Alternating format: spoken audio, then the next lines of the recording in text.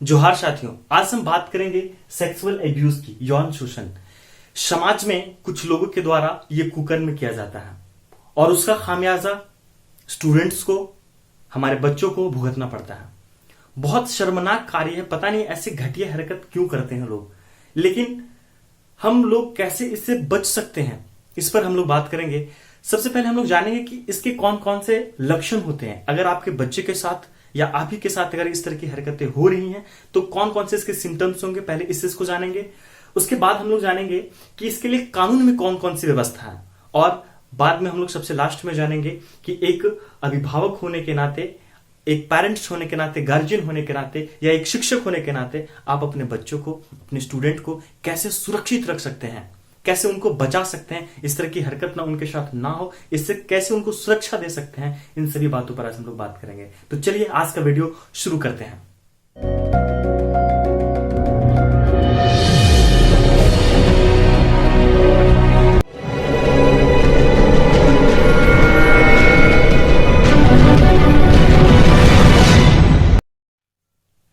चलिए सबसे पहले समझते हैं कि यौन शोषण होता क्या है। यौन शोषण, यौन शोषण या कह ले सेक्सुअल एब्यूज।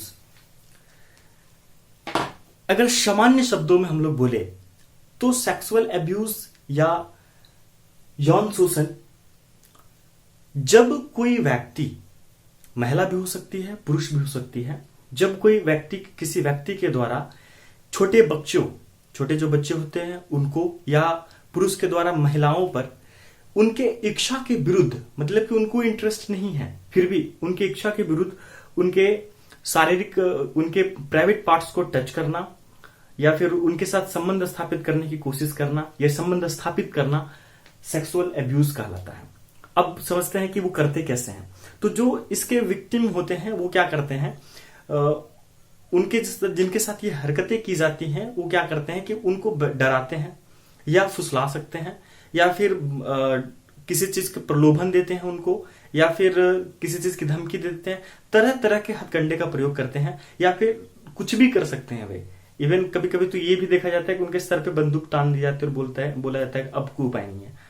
तो उनको डरा करके उनके इच्छा के विरुद्ध उनके प्राइवेट पार्ट को टच करना या फिर उनके साथ संबंध स्थापित करना आपका यौन शोषण कहलाता है।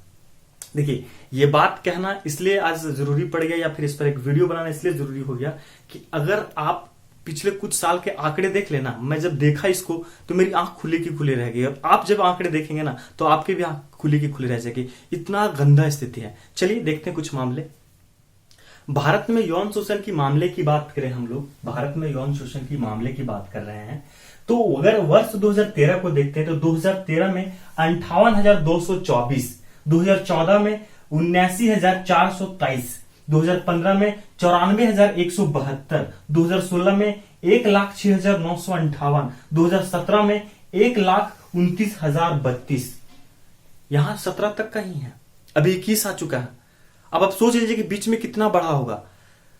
बहुत गंदा स्थिति है। आप इसी से अंदाजा लगा लीजिए कि आप कितना सुरक्षित है, आपके बच्चे कितने सुरक्षित हैं। एक रिपोर्ट और देखते हैं, 2007 में महिला एवं बाल विकास मंत्रालय द्वारा जारी किया गया था। चलिए देखते हैं। महिला एवं विकास मंत्रालय, महिला एवं बाल विकास मंत्रालय ने 2007 में एक रिपोर्ट जारी किया था, और उस रिपोर्ट में इन्होंने क्या कहा है जरा नजर डालिएगा। पहले कहा है सबसे पहले कि 53%, 53% बच्चे यौन शोषण के शिकार होते हैं। मतलब जितने बच्चे हैं उन बच्चों में 53% बच्चे ऐसे होते हैं जो यौन शोषण का शिकार होते हैं। मतलब कि आधे बच्चे, समझ सकते हैं कि आधे बच्चे यौन शोषण का शिकार हो जाते हैं और आधे ही बच पाते हैं। कितनी गंदी स्थिति है। आगे देखिए, 21% बच्चों का पूर्ण रूप से शारीरिक यौन शोषण किया जाता है। मतलब बहुत गंदी स्थिति है।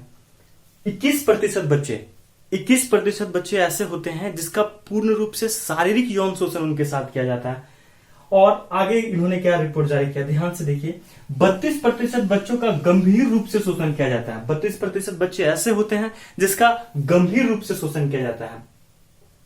मतलब 21% को पूर्ण रूप से, 32% को गंभीर रूप से किया जाता है और टोटल हो जाता है 53%। आगे देखिएगा, 69% लड़कियों का यौन शोषण किया जाता है। जब बच्चियों की बात आती है, हमारी बेटियों की बात आती है, तो 69% उनके साथ, 69% लड़कियां, जितनी लड़कियां हैं उनमें से 69% लड़कियों के साथ उनके साथ यौन शोषण किया जाता है।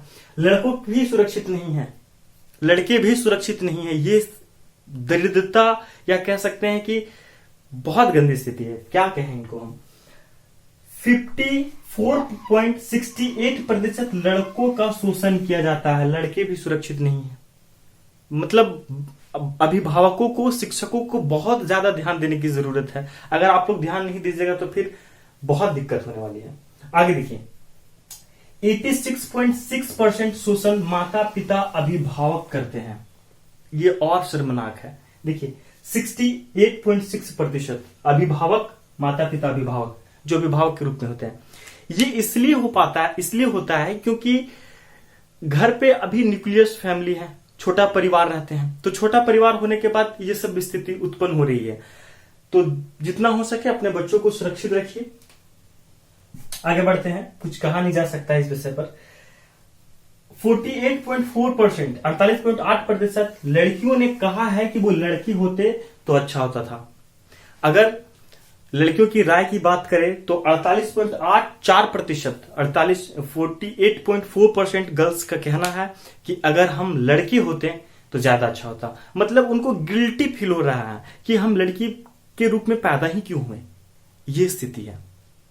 तो जरूरत आ चुका है कि अब हम लोग अपनी मानसिकता को बदले और जितना जो ये गंदी हरकतें करते हैं पकड़े जाए तो, पर कानून के भरोसे मत बैठिए, दे दीजिए। ऐसा मत बोलिएगा कि हम बोले थे, नहीं तो दीप सर पर केस करवा दीजिएगा आप लोग।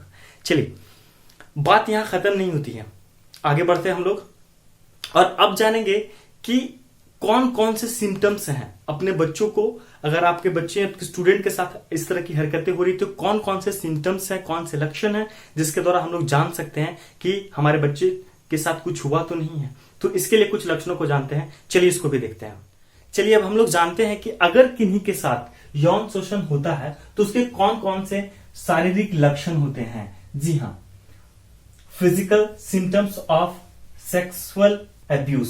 कौन कौन से शारीरिक लक्षण हम लोग उनमें देखने को मिलता है वो हम लोग देखते हैं, ताकि हम लोग ये जान सके as a parents, as a student, हम लोग जान सके कि कोई हमारा बच्चा या हमारा कोई स्टूडेंट इस तरह के शिकार तो नहीं है, किसी का शिकार तो नहीं हो गया, इस चीज को जान सके। तो कुछ उसके लक्षण है, देख लेते हैं। पहला है नींद में बाधा, स्लीपिंग डिस्टर्बेंस। जिन बच्चों के साथ सेक्सुअल हरासमेंट होता है, जिन बच्चों के साथ सेक्सुअल एब्यूज का हरकत होती है, यौन शोषण जो शिकार होते हैं जो बच्चे, वो अच्छी तरह से सो नहीं पाते हैं। जब वो स्लीपिंग करते हैं तो स्लीपिंग के दौरान जब उनको कोई टच कर दे या कुछ थोड़ा सा आवाज कर जाए तो तुरंत उठ जाएंगे। मतलब बहुत अच्छे तरीके से वो सो नहीं सकते। मतलब एक होता है ना कि सो गए तो बस बिंदास सो गए, तो उतनी गहरी नींद में वो सो नहीं पाते हैं। दूसरा है डरावने सपने, स्कैरी ड्रीम्स। उनको अच्छी तरह से जब वो रात को सोते हैं तो सोने के बाद डरावने सपने आते हैं, मतलब कि भयभीत, क्योंकि वो जब व्यक्ति भयभीत होता है, हैप्पीनेस होता है तो हैप्पीनेस वाले सपने आएंगे ना। जब आदमी खुद पूरा डरा हुआ है, भयभीत है, तो ऐसी स्थिति में क्या होगा कि रात को जब उसको सपने भी आएंगे ना तो डरावने सपने आते हैं। देन थर्ड है चलने व बैठने में परेशानी, प्रॉब्लम इन फिजिकल एक्टिविटीज। जिनके साथ यौन शोषण होता है उन बच्चे को अगर आप देखें गौर से तो वो जिनके साथ भी होता है, ये पाया गया है कि वो बहुत अच्छी तरीके से फिजिकल एक्टिविटीज नहीं कर पाते हैं। चलने में, बैठने में उनको परेशानी होती है। तो ये सब सिम्टम्स हैं, आप इसको भी ध्यान रख सकते हैं। देन आगे है जनेंद्रियों में दर्द तथा रक्तस्राव, pain and bleeding in private part. जो बॉडी के प्राइवेट पार्ट होते हैं वहां पर देखा गया है कई एक बार कि पेन होता है, पेन महसूस करना, या फिर हो सकता है कि ब्लीडिंग होना। ये जब फिजिकल रूप से यौन शोषण किया जाता है तब ये चीज देखने को मिलता है। तो ये भी एक सैंबल है जो स्टडी में पाया गया है। आगे है 5वां नंबर पे मूत्र नलिका से संबंधित संक्रमण, इन्फेक्शन इन प्राइवेट पार्ट। जो प्राइवेट पार्ट होता है वहां पे संक्रमण होने की भी संभावना है कि वहां पे संक्रमण भी हो सकते हैं। अगर आपके बच्चे ऐसा शिकायत कर रहे हैं कि वहां संक्रमण है, तो ये थोड़ा सा ध्यान रखिएगा कि कोई ऐसा तो नहीं, कोई ऐसा व्यक्ति जो आपके बच्चे के साथ यौन शोषण कर रहा है। तो ये भी संक्रमण, ये स्टडी में पाया गया है कि स्टडी में कि कहीं कहीं पे ये भी एक सिम्टम्स के रूप में देखा गया है। लास्ट है गर्भधारण, प्रेगनेंसी। असुरक्षित तरीके से जब यौन शोषण किया जाता है तो उसमें प्रोटेक्शन की बात आती नहीं है। विदाउट प्रोटेक्शन ही ये यौन शोषण हो जाती है। और जब होता है तो ये संभावना होती है कि गर्भधारण भी हो सकता है, प्रेगनेंसी भी हो सकती है। तो इस चीज का भी ध्यान रखें। ये तो हो गए शारीरिक लक्षण। कुछ व्यवहारिक लक्षण भी होते हैं जिसको ये तो जो मम्मी पापा हैं, घर पे अभिभावक है, वो इस चीज को समझ सकते हैं, वो इनको देख सकते हैं। लेकिन कुछ व्यवहारिक भी होते हैं लक्षण, उसको भी देख ले ताकि एक टीचर होने के नाते आप समझ सके या फिर उसको पहचान सके। चलिए अब जानते हैं कि यौन शोषण के व्यवहारिक लक्षण क्या होते हैं। Behavioural symptoms of sexual abuse. कुछ व्यवहारिक लक्षण होते हैं, इसके द्वारा हम लोग जान सकते हैं कि अगर कोई बच्चा सेक्सुअल एब्यूज का शिकार हो चुका है, किसी दुष्ट व्यक्ति का अगर कोई शिकार हो गया है, तो कैसे हम लोग पहचान सकते हैं। कुछ व्यवहारिक लक्षण है, इसको देख लीजिएगा। पहला आता है, अगर आप स्क्रीनशॉट लेना चाहते हैं तो स्क्रीनशॉट ले लीजिए। पहला आता है यौन व्यवहार का विस्तृत ज्ञान, detailed knowledge of sexual abuse. अगर कोई बच्चा इसका शिकार हो जाता है, सेक्सुअल एब्यूज का, यौन शोषण का शिकार हो जाता है, तो उस बच्चे को जो सेक्सुअल से संबंधित जो नॉलेज होते हैं, उसके व्यवहार से संबंधित जो नॉलेज होते हैं, उस पर पूरा संपूर्ण नॉलेज है उसको। मतलब बहुत ज्यादा डिटेल से अगर उसको नॉलेज है तो ये एक उसका जानने का तरीका है। स्टडी में पाया गया है कभी कभी कि वो उन बच्चों को बहुत विस्तृत से नॉलेज होता है और वो कोई और नहीं, जो उनके साथ गलत करने वाले होते हैं वही उनको बताते हैं और फिर वो अपने से भी जानने का प्रयास करते हैं। देन सेकंड है बिस्तर गीला करना, बेड वेटिंग। जो इसका शिकार हो जाते हैं उन बच्चों में अक्सर देखा गया है कि वो बिस्तर गीला कर देते हैं। वो बोल नहीं पाते हैं कि हमको वॉशरूम जाना है या टॉयलेट जाना है, वो उन चीज को आइडेंटिफाई नहीं कर पाते हैं और उनका बिस्तर गीला हो जाता है। अक्सर ये चीज भी देखा गया है। आगे एक स्टडी में पाया गया है कि व्यायाम की क्रियाओं से भागना, running away from exercise activities. जो एक्सरसाइज से संबंधित जितने भी एक्टिविटीज होते हैं उनको अगर खेलने के लिए बोल दिया जाए या फिर मार्च वगैरह जो स्कूल में होता है, तो उन सभी पीटी वगैरह जो होता है, तो उस समय क्या करेंगे वो कि वहां से वो भागने का प्रयास करेंगे, वहां से कल्टी मारने का प्रयास करेंगे। तो कुछ उद्दंड बालक भी होते हैं, ऐसा नहीं कि जो भागने का प्रयास कर रहे हैं वो उनके साथ कुछ गलती हो गया है। तो अच्छे से पहले जांच लीजिए, कभी कभी ये सिम्टम्स देखा गया है, इसलिए मैंने आपको बताया। चलिए आगे देखते हैं। फोर्थ नंबर पे है अत्यधिक शर्म, एक्सेसिव शाइनिश। जो बच्चे शिकार होते हैं यौन शोषण का, उनमें अक्सर ये चीज भी देखा गया है कि वो अत्यधिक शर्म करते हैं, उनको बहुत ज्यादा लज्जा आती है, क्योंकि वो जब उस चीज को रोज दिन झेल रहे हैं या फिर उसको महसूस कर रहे हैं तो एक व्यथा होती है उनके अंदर, लेकिन किसी को कुछ बोल भी नहीं पाते हैं। और जब ऐसी स्थिति होती है तब उनमें शर्म की मात्रा बहुत अधिक बढ़ जाती है, वो लज्जा की स्थिति में हमेशा रहते हैं। आगे है फिफ्थ नंबर पे, सबसे अलग रहना, they stay away from everyone. ऐसे बच्चे क्या करते हैं कि औरों से अलग जगह पे रहते हैं, वो ज्यादा सोशल नहीं हो पाते, क्योंकि जब उनके साथ कुछ घटनाएं घट रही होती तो वो इस चीज को जानते हैं अच्छी तरह से कि जो हमारे साथ घटना घट रही है वो बहुत गलत है। और हमारी सोसाइटी से ही, ऐसा नहीं कि मंगल ग्रह से कोई आता है ये गलत कार्य करने के लिए, हमारी सोसाइटी के ही लोग ही होते हैं, हमारे आसपास रहने वाले लोग होते हैं, उसमें से कोई भी हो सकता है, किसी पर भी भरोसा करना मुश्किल है। तो उन्हीं में से कोई एक होते हैं, तो जिसके कारण से वो सोशल ज्यादा नहीं हो पाते हैं, वो सोसाइटी से थोड़ा डिस्टेंस मेंटेन करके रहना ज्यादा पसंद करते हैं। 6 नंबर पे है स्वयं को नुकसान पहुंचाना, सेल्फ हार्म। वो क्या करते हैं कि स्वयं को बहुत ज्यादा नुकसान पहुंचाने का कोशिश करते हैं। कभी कभी उनको लगता है कि बस खत्म कर लो यार अपने आप को, तो कभी खुद को नुकसान पहुंचाते थे। अगर कोई बच्चा दिख रहा है आपको, जैसे कि ये भी एक सिम्टम्स देखा गया है कि जब उनको याद आता है ये चीज या उनके साथ जब गलत होता है या पेन फील करते हैं, तो ऐसे में क्या करते हैं कि दीवार के सहारे लग जाते हैं और माथा को दीवार में ऐसे मारना शुरू कर देते हैं, क्योंकि वो स्ट्रेस में होते हैं और खुद को तकलीफ देना ज्यादा महसूस, मतलब कंफर्ट फील होता है, उनको लगता है ऐसा कि खुद को तकलीफ देंगे तो ज्यादा बेटर है, तो वो ऐसी हरकतें भी करते हैं। स्टडी में ये भी पाया गया है। आगे देखते हैं, घर से भागना, the runway away from home. वो ऐसे बच्चे क्या करते हैं कि घर से भागने का भी कोशिश करते हैं, वो घर पे रहना पसंद नहीं करते हैं। घर से वो जैसे कि ये जो केस स्टडी है वो तब पाया गया है कि जैसे किसी घर में कोई बच्चा है, छोटा सा परिवार है, तो हो सकता है कि उसका पड़ोसी या उसके पेरेंट्स या फिर अगल बगल रहने वाले या फिर उसके घर में कोई और रह रहा है, पेन गेस्ट है, तो उन लोगों में अगर कोई इस तरह की हरकत कर रहे हैं तो वो क्या करेंगे, घर से भागना पसंद करेंगे, वो अपने घर में रहना पसंद नहीं करेंगे, क्योंकि उनके साथ जो तकलीफ है वो खुद वही जानता है कि क्या तकलीफ है। चलिए आगे बढ़ते हैं। 7 नंबर पे है, 8 नंबर पे है, आत्महत्या का प्रयास, अटेम्प्ट टू सुसाइड। वो क्या करते हैं, खुद को खत्म करने का भी कोशिश करते हैं। कई एक बार पंखे से लग जाना या फिर बिजली से या फिर कुएं में, कुछ भी अटेम्प्ट सुसाइड करने की कोशिश करते हैं। वो खुद को सोचते हैं कि आप खत्म कर दो अपने आप को, क्योंकि इतना तकलीफ है। अगर आप किन्हीं का इंटरव्यू आप अगर देख लेते हैं, ये यूट्यूब पर आपको इंटरव्यू मिल जाएगा, जो कि यौन शोषण के जो शिकार बच्चे होते हैं उनका इंटरव्यू आप देख सकते हैं यूट्यूब पर। कोई बहुत सारे बच्चे होते हैं जो कि इंटरव्यू देते हैं, आपको रोना आ जाएगा, इतना तकलीफ है उनको। ये तो हो गई कि व्यवहारिक लक्षण की किस तरीके से हम लोग एक शिक्षक होने के नाते, एक पेरेंट्स होने के नाते जान सकते हैं और अपने बच्चों को सुरक्षित रख सकते हैं। चलिए कुछ कानूनी व्यवस्था की बात कर लेते हैं कि कानून की तरफ से क्या सहायता प्रदान की जाती है। यौन शोषण से संबंधित कानून व्यवस्था, क्या कानून की व्यवस्था है। यौन अपराधों को प्रभावशाली निवारण के लिए, मतलब अच्छे से इसका निवारण किया जा सके, इसलिए 2013 में एक अधिनियम पास कर दिया गया। एक अधिनियम पास कर दिया गया कि 2013 में, ताकि अच्छे तरीके से इस पर प्रभावशाली तरीके से काम किया जा सके। इसमें कुछ बात रखा गया था कि अगर 12 साल से कम आयु की बालिका के साथ बलात्कार जैसी घिनौनी हरकत कोई करता है तो उसको मृत्यु दंड दिया जाए, या फिर उससे अधिक उम्र के बालकों के साथ या फिर बालिकाओं के साथ कुछ करता है तो कठोर से कठोर दंड का प्रावधान किया जा सके। इसी अधिनियम के तहत रखा गया था कि अच्छे से जांच पड़ताल किया जा सके, जांच पड़ताल में कहीं कमी ना रह जाए, पूरी अच्छी तरीके से जांच पड़ताल किया जाए। इसके लिए बहुत सारे कमिटी, टीम की भी गठन की गई थी, इस पर जो काम कर रहे हैं बहुत सारे टीम का भी गठन कर दिया गया है। आप इंटरनेट पे सर्च करेंगे तो आपको मिल जाएगा वो चीज। आगे बात करते हैं 2 महीनों का समय।